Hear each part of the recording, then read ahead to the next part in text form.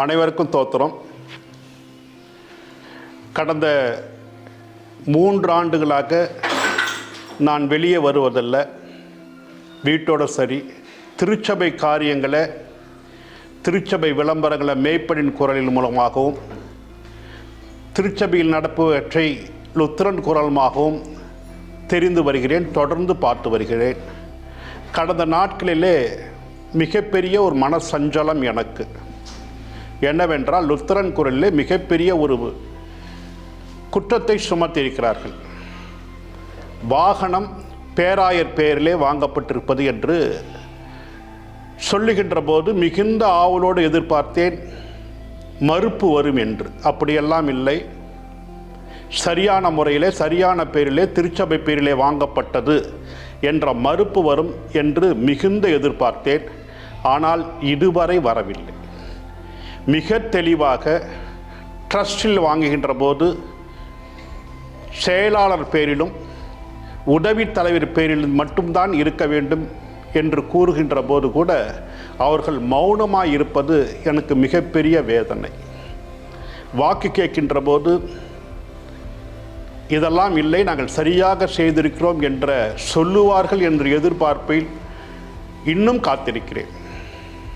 அடுத்ததாக, கடந்த நாட்களிலே லுத்திரன் குரலிலே ஒரு அதிர்ச்சியான ஒரு விஷயத்தை பார்த்தேன். நம்முடைய பொருளாளர் அவர்கள் தற்போதைய பேராயருடைய துணைவியாரை பாராட்டும் விதமாக பேசுகின்ற போது, மற்ற பேராயருடைய துணைவியார்களை மிகவும் தவறாக பேசுவது சஞ்சலத்துக்குரியது. பள்ளிக்கு போவாது ப்ரிவிலேஜ், உரிமை என்று சொல்வது எந்த விதத்தில் ஏற்றுக்கொள்ள முடியும்? அரசை ஏமாற்றுவது உரிமையா? அதுக்கு தான் நாம் பள்ளி இருக்கிறதா? அதை பேராயர் அமர்ந்து கொண்டு கேட்டுக்கொண்டிருக்கிறார். அந்த நிகழ்விலேயே பேராயர் அது மாதிரிலாம் பேசக்கூடாது என்று ஒரு கருத்தை சொல்லியிருந்தால் மிகுந்த ஆறுதலாக இருந்திருக்கும். மௌனமாக இருந்தது மிகப்பெரிய சஞ்சலம். அடுத்த ஒரு காரியம், நான் கடந்த ஆண்டு இதே நாட்களிலே பேராயருக்கு 3 கடிதங்கள் போட்டேன்.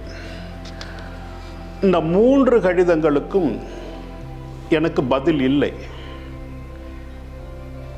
ஒரு தொலைபேசியிலே அழைத்து நாங்கள் பார்க்கிறோம், கவலைப்படாதே என்று ஒரு ஆறுதல் வார்த்தை இல்லை. இது எளியவர்களுக்கான ஆட்சி இல்லை, நிர்வாகத்தில் இருப்பவர்களுக்கான ஆட்சி என்பதை நான் புரிந்து கொண்டேன்.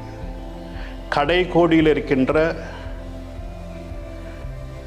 எந்த விதமான ஆதரவும் இல்லாதவனுடைய வார்த்தை எடுபடாது என்பதை நான் தெரிந்து கொண்டேன். நமக்கு தேவையான பேராயர் நாம் கூப்பிட்டவுடன் நமக்கு வருகின்றவராகவும், நம்முடைய குறைகளை கேட்கின்றவர்களாகவும், நாம் தவறு செய்கின்ற போது தட்டி திருத்துகிறாராகவும், நாம் நல்லது செய்கின்ற போது பாராட்டி ஊக்குவிப்பவராகவும், நாம் துக்கத்திலே கலந்து கொள்பவராகவும், நாம் மகிழ்ச்சியிலே கலந்து கொள்பவராக இருக்க வேண்டுமே தவிர அந்நியமாக இருத்தல் சற்று மன வருத்தமாக இருக்கிறது. பேராயர் அம்மாக்களுக்கே இல்லாத ஒரு ஆதரவு எனக்கு எப்படி கிடைக்கும்?